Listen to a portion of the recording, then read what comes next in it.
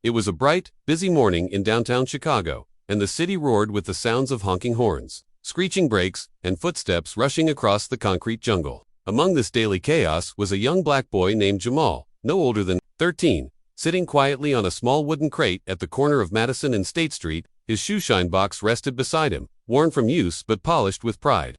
His clothes were neat but faded, his shoes scuffed, and his eyes carried both the innocence of youth and the wisdom of hardship. Each day Jamal came to this corner, offering to shine shoes for hurried businessmen, tourists, and passersby, hoping to earn enough to help his mother, who worked at cleaning jobs to keep the roof over their heads in their tiny apartment on the west side. On this particular morning, the sun glinted off the skyscrapers, and the street was especially crowded as people bustled to get to work. Jamal worked quickly, shining the shoes of a middle-aged man in a sharp navy suit, when suddenly, through the crowd, he noticed something fall to the ground. It was a sleek, black leather wallet, obviously expensive, and it had slipped from the pocket of a tall man who had just exited a shiny black limousine. Jamal's heart raced as he stared at the wallet, lying there as people walked by without noticing. He quickly handed the freshly shined shoes back to his customer, muttering an apology as he grabbed his Shoeshine box and darted toward the wallet. He picked it up and looked around, his eyes searching for the man who had dropped it. The tall man was already a few yards away, walking briskly toward a towering office building with glass walls and a golden revolving door. Jamal hesitated for a moment. His family could surely use the money. He could almost feel the weight of responsibility on his small shoulders, the overdue rent, the empty fridge, the look of exhaustion on his mother's face. But even as these thoughts ran through his mind, Jamal knew what he had to do. He tightened his grip on the wallet and sprinted toward the man. Sir, you dropped your wallet," he called out, weaving through the crowd. The man stopped at the entrance to the building and turned. He was an older white gentleman, perhaps in his late 50s, with silver hair neatly combed back, sharp blue eyes, and a presence that commanded respect. His suit was perfectly tailored, and his leather briefcase gleamed. The man looked puzzled at first, then saw the wallet in Jamal's hand. Jamal reached him, breathless, and held it out. "You dropped this, sir." The man took the wallet, opened it briefly to confirm its contents, and then looked down at Jamal. There was a long pause as he studied the boy. Jamal shifted nervously, unsure what to expect. The man could have just thanked him and walked away. But instead, he did something that Jamal never saw coming. "What's your name, son?" the man asked, his voice deep and steady. "Jamal, sir, Jamal Brown." "Where are your parents?" "Jamal, it's just me and my mom, sir. She works a lot. I help where I can." The man nodded slowly.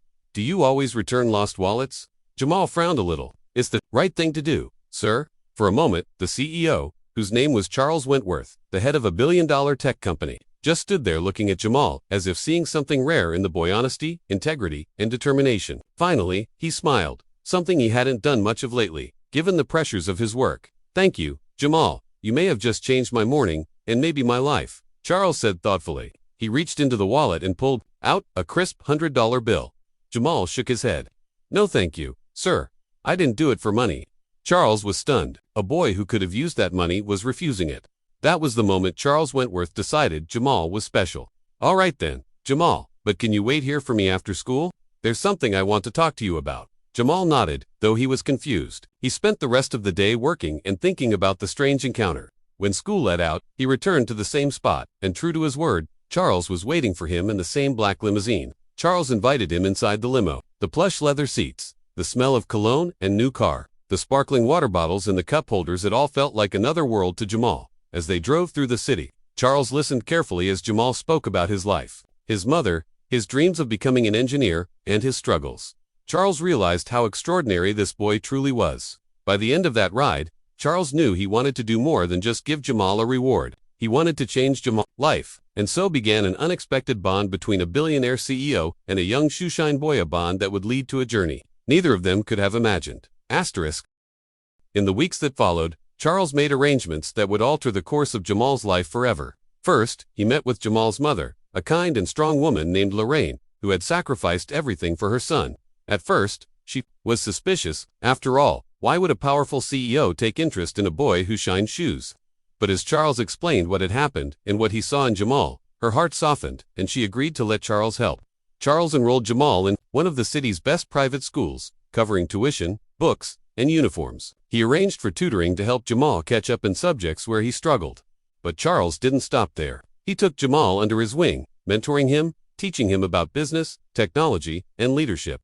They met every Saturday, and Charles would bring Jamal to his office, introduce him to his team, and show him how decisions were made at the highest levels. Jamal soaked up the knowledge like a sponge. He worked harder than anyone, determined to honor the faith that Charles had shown in him. Years passed. Jamal graduated at the top of his class, then went on to one of the country's most prestigious universities on a scholarship that Charles helped secure. He studied engineering, just as he had dreamed, and interned at Charles's company every summer. Over time, their bond grew stronger. Jamal became like a son to Charles, who had no children of his own. Charles watched with pride as Jamal grew into a brilliant, compassionate young man. Then, one day, after Jamal had completed his degree, Charles called him into his office. The old CEO, now looking a little more tired but still sharp, smiled at the young man before him. "Jamal," he said, "I've watched you grow from a boy who returned my wallet into a man I respect more than almost anyone. It's time for me to step back and for you to step up. I want you to take over as CEO when I retire." Jamal was stunned. "Sir, I don't know what to say." "Say yes," Charles interrupted, grinning. And so, Jamal, the boy who once shined shoes on the streets of Chicago, became the CEO of one of the world's leading tech companies. But he never forgot where he came from. Under his leadership, the company launched programs to help underprivileged youth, funded scholarships, and created jobs in communities that needed them most. Jamal made sure that no one would be overlooked the way he had once been, and every morning, as he walked into that same glass office building, he looked at the corner where his journey had begun. Remembering the day he chose honesty over death, the man who helped him rise because of it. His story became legendary in the city, inspiring countless others to believe in doing the right thing, no matter how hard life seemed.